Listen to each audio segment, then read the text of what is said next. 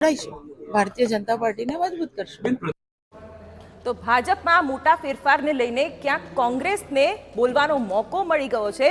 કોંગ્રેસ તરફથી નિવેદન આવ્યું છે કે મહાગઠબંધનથી ભાજપ ડરી ગયું છે। હારના ડરે ભાજપે સાબરકાંઠામાં ઉમેદવાર બદલ્યો।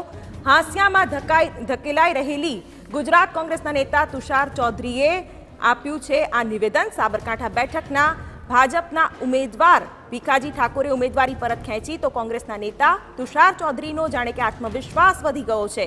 તુષાર ચૌધરીએ દાવો કર્યો કે સાબરકાંઠામાં કોંગ્રેસની જીત નક્કી છે। ચૌધરીનો આક્ષેપ છે કે ભાજપ મહાગઠબંધનથી ડરી ગયું હોવાથી પોતાના ઉમેદવારને બદલવાનો નિર્ણય કર્યો છે।